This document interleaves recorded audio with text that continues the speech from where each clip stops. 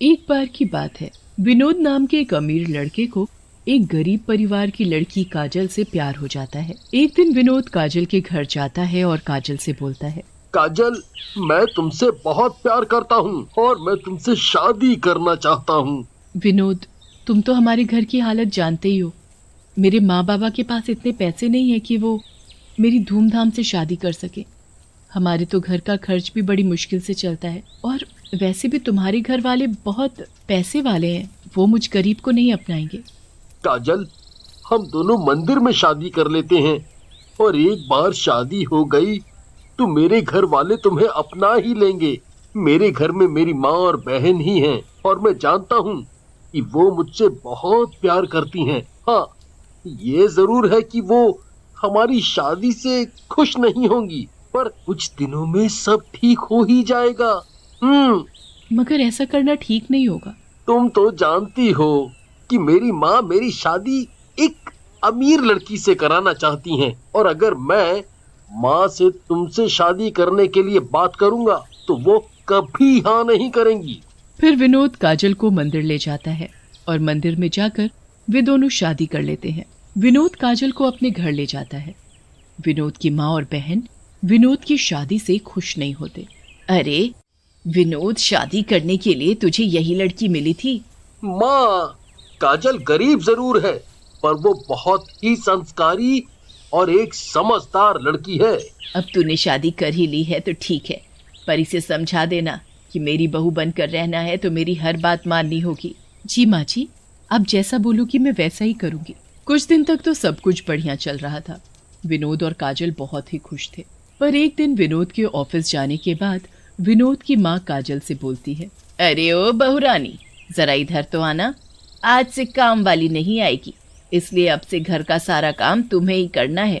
तभी विनोद की बहन रेखा बोलती है, और हाँ भाभी, मेरे कपड़े भी प्रेस कर देना। काजल घर का सारा काम करती है। अगले दिन विनोद के ऑफिस जाते ही विनोद की माँ और बहन काजल से बोलती है, काजल जल्दी से घर का सारा काम खत्म करके बाजार से सब्जी ले आना, और हाँ सारे कपड़े भी धो देना। माँ जी, कल ही तो मैंने बहुत सारे गंदे कपड़े धोए थे। अरे मुझसे जुबान लड़ाती है। अरे वो कपड़े तो कल के थे और ये सारे गंदे कपड़े आज के हैं। ठीक है माँ जी, मैं सारा काम कर दूंगी। फिर काजल कमरे में जाकर सफाई करने लगती है कि तभी रेखा किचन में जाकर पानी का नल खोल देती है। काजल कमरे की सफाई करके किचन में बर्तन धोने के लिए आती है और देखती है कि नल खुला है और पूरे फर्श पर पानी फैला हुआ है। अरे ये नल कैसे खुला रह गया? हे भगवान, टंकी का तो सारा पानी खत्म हो गया। अब मैं बर्तन कैसे धोऊंगी? अभी तो मुझे कपड़े भी धोने हैं। काजल अपनी सास के पास जाती है और बोलती है, माँ जी, नल में पानी नहीं आ रहा और अब मैं कपड़े कैसे धोऊंगी? पानी नहीं आ रहा तो क्या हुआ? घर के बाहर तो नल लगा है, वहां से पानी भर कर ला और काम कर। पर माँ जी, मैं इतना पानी अकेले कैसे ला पाऊंगी? अरे वाह जी वाह, एक तो तुझ गरीब को मैंने अपने घर की बहू बनाया, ऊपर से तू बातें बनाती है। हाँ माँ, बातें बनाना तो कोई भाभी से सीखे। माँ, मैं तो कहती हूँ जब तक भाभी घर का काम ना खत्म कर ले तब तक इन्हें खाने पीने को कुछ ना दो, तभी इनकी अकल ठिकाने आएगी। रात हो जाती है। विनोद ऑफिस से घर आता है तो काजल विनोद से बोलती है, अब विनोद, माँ जी और रेखा सारा दिन मुझसे घर का काम कराती हैं, मुझे गरीब होने के ताने तक देती हैं, और तो और जब मैं घर का सारा काम कर लेती हूँ तब मुझे खाना और पीने के लिए पानी देती हैं। ये क्या कह रही हो काजल? माँ तुम्हारे साथ ऐसा करती है? तुम चिंता मत करो, मैं माँ से बात करूंगा, देखना सब ठीक हो जाएगा। अरे मैं तो तुम्हें एक बात बताना ही भूल गया। अच्छी कौन सी बात? मुझे कल ऑफिस के काम से मुंबई जाना है। मैं भी आपके साथ चलूंगी। अरे बाबा, मैं ऑफिस के काम से जा रहा हूँ, बस कुछ ही दिनों की तो बात है। अच्छा, तो जब मैं मुंबई से वापस आ जाऊंगा तब हम दोनों कुछ दिनों के लिए बाहर घूमने चलेंगे। पक्का ना आप मुझे लेकर जाओगे? हाँ बाबा, पक्का लेकर जाऊंगा। अगले दिन सुबह विनोद अपनी माँ और बहन रेखा से बात करता है और फिर अपना बैग लेकर मुंबई के लिए निकल जाता है। विनोद के जाते ही विनोद की माँ और बहन दोनों काजल के पास जाती हैं और काजल से बोलती हैं, क्यों री महारानी, लगा दी ना हम दोनों माँ बेटी की शिकायत अपने पति से। अब देख मैं क्या करती हूँ। जब तक तू पूरे घर का काम नहीं खत्म कर लेती तब तक तुझे खाने को तो क्या, पीने के लिए एक बूंद पानी तक नहीं मिलेगा। बेचारी काजल रोते हुए घर का काम करती है।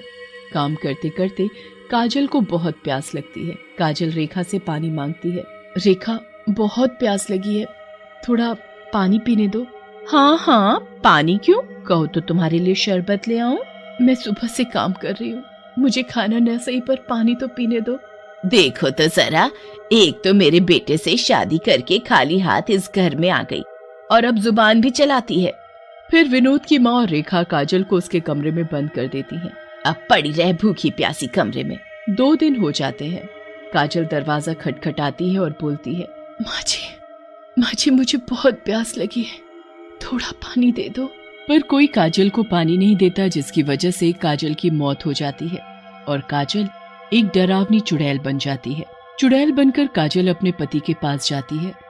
विनोद गाड़ी चला रहा होता है कि अचानक उसकी गाड़ी के सामने एक औरत आ जाती है। विनोद गाड़ी रोककर बाहर देखता है तो उसे एक चुड़ैल दिखाई देती है, जिसे देखकर विनोद बहुत डर जाता है। विनोद, बहुत प्यास लगी है, मुझे पानी पिला दो। अरे ये चुड़ैल कहाँ से आ गई? ऐसा बोलकर विनोद जल्दी से गाड़ी में बैठ जाता है और गाड़ी को फुल स्पीड में भगाता है। फिर होटल के पास गाड़ी रोकता है और डरता हुआ गाड़ी से बाहर निकलता है और बोलता है, हे भगवान, मुझे उस डरावनी चुड़ैल से बचाना। जैसे ही विनोद होटल के गेट की ओर बढ़ता है वैसे ही वहाँ चुड़ैल आ जाती है और बोलती है, मैं बहुत प्यासी हूँ, मुझे पानी पिला दो। विनोद डरते हुए बोलता है, मैं देता हूँ पानी, पर तुम मुझे मारोगी तो नहीं ना? अगर तुमने मुझे पानी नहीं पिलाया तो मैं तुम्हें कच्चा चबा डालूंगी। ये सुनते ही विनोद जल्दी से गाड़ी से पानी की बोतल निकालता है और चुड़ैल को देता है। चुड़ैल पानी पीते ही काजल के रूप में आ जाती है और विनोद से बोलती है, पानी पीकर अब मेरे अंदर कुछ ताकत आई। विनोद, मैं काजल हूँ। फिर चुड़ैल विनोद को सारी बात बताती है और बोलती है, पानी पीकर मेरे अंदर ताकत आ गई है और अब मैं उन दोनों से अपनी मौत का बदला लेकर रहूंगी। अब मैं उन दोनों को नहीं छोड़ूंगी। ऐसा बोलकर चुड़ैल वहां से चली जाती है। हे भगवान, ये क्या हो गया? अब मैं क्या करूं? विनोद को कुछ समझ नहीं आता और वो भागता हुआ पास के मंदिर पहुंचता है और मंदिर के पंडित को सारी बात बताता है। पंडित जी ध्यान लगाकर देखते हैं और फिर विनोद से बोलते हैं, हे भगवान, ये तो बहुत गलत हुआ उस बेचारी के साथ। वो अपना बदला लेकर रहेगी, मगर एक उपाय है, तुम जल्द से जल्द उसके शरीर को ले जाकर उसका क्रियाकर्म कर दो, तभी तुम्हारी पत्नी काजल की आत्मा को शांति मिलेगी। नहीं तो वो ऐसे ही पानी मांगती हुई भटकेगी और लोगों की जान लेगी। और हाँ, ये लो पवित्र जल, इसे अपने पास रखो।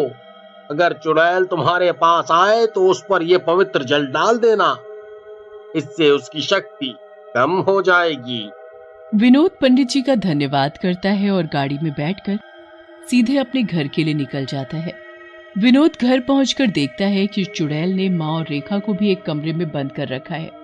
विनोद जल्दी से दरवाजा खोलता है और देखता है कि माँ जमीन पर मरी पड़ी है और रेखा भी जमीन पर पड़ी हुई पानी मांग रही है।